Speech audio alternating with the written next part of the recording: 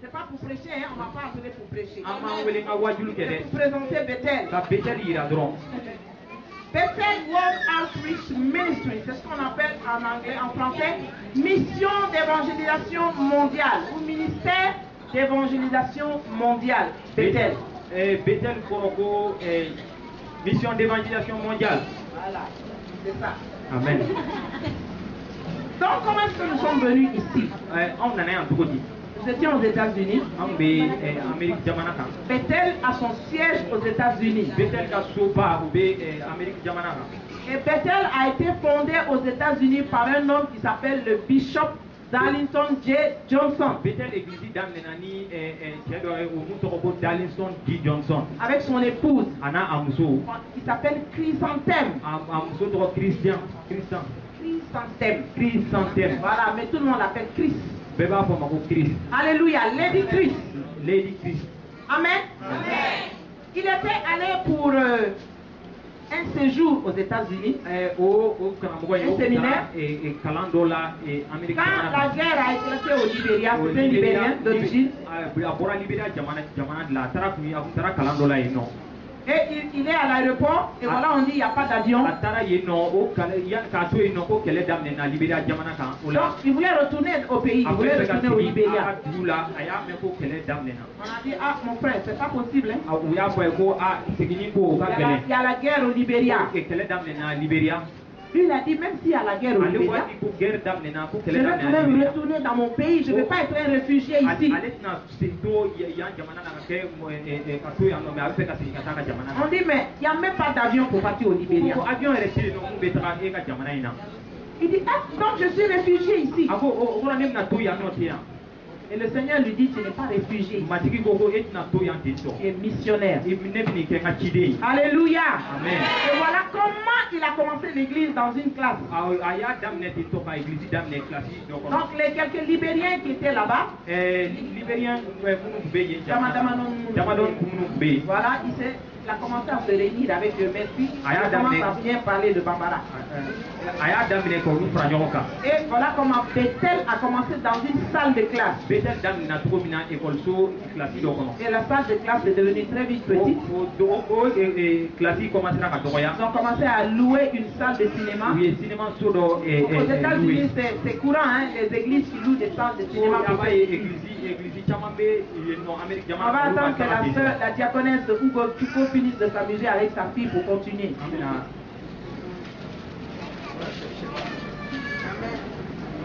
Amen. Amen. Donc, ils ont loué la salle de cinéma. Et ils ont fini par acheter la salle de cinéma. Et c'est comme ça que les missions ont commencé à aller partout dans le monde. La devise de l'église Bethel, c'est de gagner les âmes à tout prix. Win the lost at all costs. Ça, c'est le motto de l'église, du ministère. Alléluia. Et donc, c'est dans cette optique que le révérend Emmanuel Traoré, puisqu'il est nourri avec cette vision de gagner des âmes, a été désigné par le Seigneur lui-même dans une vision où le Seigneur lui a dit, je t'envoie dans l'empire du Mali. J'ai dit empire du Mali. Ceux qui connaissent un peu l'histoire, vous savez, Voilà, de quoi est composé l'Empire du Mali. Et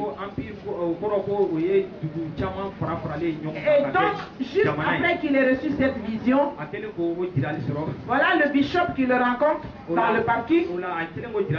Vous dites, ah, à l'époque il n'était pas encore passé. Il dit, frère Emmanuel, nous pensons envoyer quelqu'un au Mali.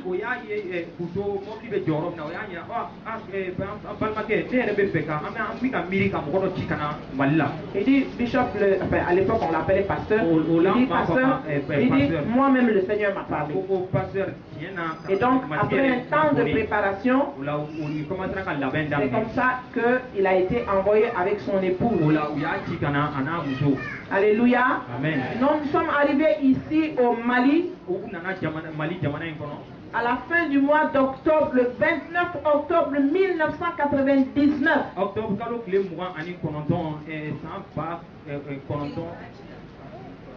1999. Bakele, Sam Bakele. Voilà,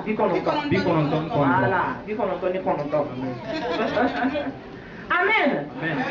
Et le 7 novembre 1999,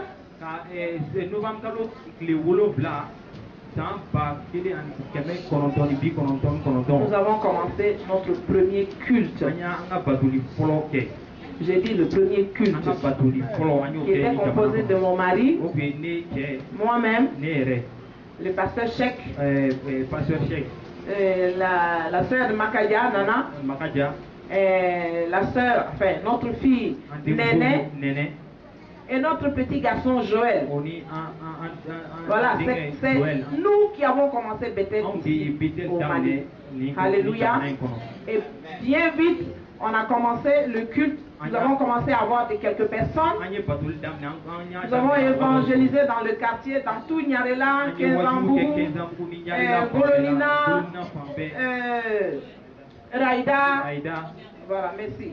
Parce que les gens pensaient qu'on était des fous. On avait qu'un seul micro, un seul tam-tam, avec un porte-voix.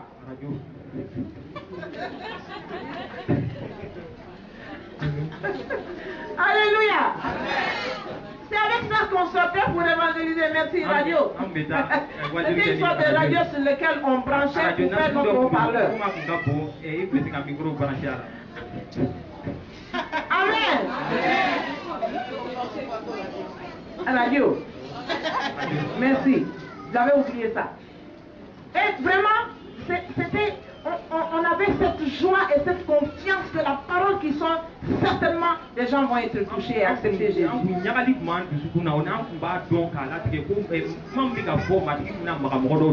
Et on disait, il faut qu'ils entendent parler de Jésus. On a failli nous lapider à Raïda une fois. Il y a des gens qui sont venus pour foncer sur nous avec le véhicule. Le révérend, le pasteur à l'époque a dit, au nom de Jésus, tu t'arrêtes.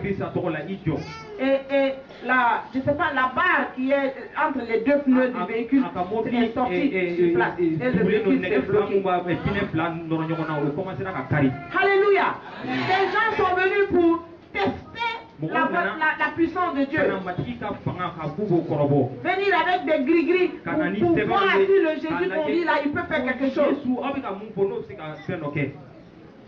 Au nom de Jésus, ils sont tombés à genoux. Non, il y a eu beaucoup de choses qui se sont passées. De la maison, nous sommes allés louer la salle de cinéma. Le Rex, voilà, le cinéma Rex qui se trouve à la gare, en centre-ville, au centre-ville. Personne ne pensait qu'on pouvait faire une église dans un cinéma ici au Mali. Donc la nuit, il y avait le cinéma, le dimanche, nous on faisait l'église. Alléluia. Finalement, le cinéma a été vendu.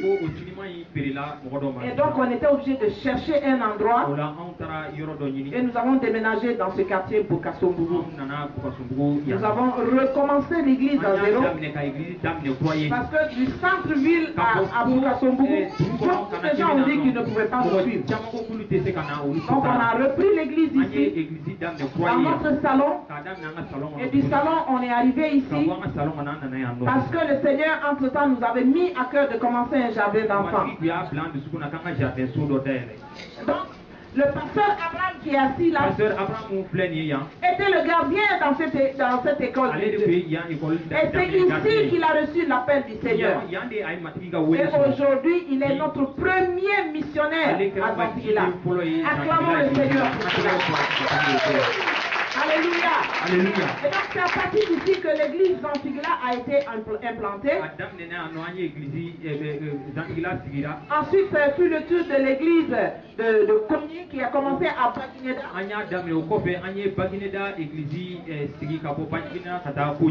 Avec le pasteur Raphaël Samaké. Alléluia. Alléluia. Et de Baguineda, l'église à Kogni. Je crois que les gens de Kogni ont dit on veut ce pasteur là ici, on veut Jésus-Christ dans notre village. Nous voulons Jésus ici. Nous voulons apprivoiser Jésus ici à Kogni. Alléluia. Et ce qui est arrivé, nous avons Bethel à Kogni aujourd'hui. Alléluia. Et ensuite de Bamako, nous avons encore une autre mission qui est partie à Olesebougou. Tout à l'heure, on a présenté le pasteur Boyosiane. Lui, il a fait partie d'un disciple que le pasteur était en train de pourchasser. Le pourchasser. Jusqu'à ce que moi-même je disais, j'ai dit, regarde le jeune homme, il se cache même de toi. Alléluia. Alléluia. Quand il nous voyait sortir à l'époque, il habitait tout droit au fond là-bas. Dès qu'il nous voit gauche, il arrive encore. Le pasteur attend que je me cache. Et ça trouve que moi, je l'ai déjà vu en train de se copiner pour rentrer. Et il m'a dit, il dit, mais est-ce que c'est pas Ernest? On a vu votre chéri, il se cache de toi, laisse-le. Il se cache de toi quand tu veux le chercher. Alléluia. Alléluia. Aujourd'hui, il est pasteur. Aujourd'hui, il est pasteur.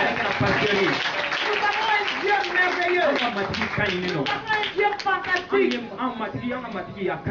Le jour où il a donné son témoignage, parce que c'est à cause de la cigarette que Jésus l'a attrapé. À cause de la cigarette, parce qu'il fumait, quand il allume une cigarette avec le mégot de l'autre qu'il a dans sa bouche.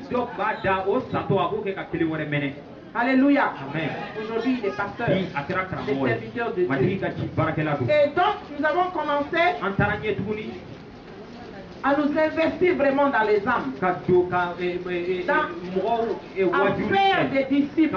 Que Dieu n'a pas besoin de convertir. Il a besoin de disciples. C'est ce que Jésus nous a dit dans le livre de Matthieu. Allez et faites de toutes les nations des disciples. Enseignez-leur tout ce que je vous ai appris. Alléluia. Et aujourd'hui, le ministère Bethel Mali est en train de se développer. Nous avons un jardin d'enfants. Nous avons une école primaire. Nous avons un collège. Et bientôt, nous allons avoir un lycée l'année prochaine. Nous avons un restaurant. Alléluia. Nous créons des emplois pour les frères et les sœurs qui n'ont pas d'emploi. Pour les aider pour les pousser dans leur destinée prophétique. Alléluia. Et nous voulons vraiment dire merci à Jésus. Nous avons plusieurs pasteurs aussi dans l'église principale. Et nous savons que nos pasteurs qui sont à l'intérieur sont en train de former aussi des leaders. Voilà ce à quoi le Seigneur nous a appelés. Pour aller et faire des nations des disciples à travers nos propres vies. Et depuis que nous sommes revenus d'Abidjan au mois d'août de l'année dernière, 2012, 12. Ils sont venus transformer avec un message révolutionnaire. Un message révolutionnaire. L'évangile de la grâce. Ce n'est pas que c'est un nouveau message. C'est un message depuis le début qui est dans la Bible. Mais que nous n'avions pas encore saisi. Nous n'avions pas saisi l'essence de ce message. Et depuis que nous avons commencé à prêcher l'évangile de la grâce, les vies sont changées. Les vies sont transformées. Nous voyons combien le Seigneur est bon. Nous voyons combien le Seigneur est amour. Et nous voulons lui donner toute la gloire. Au nom de Jésus. Amen. Amen. Alléluia.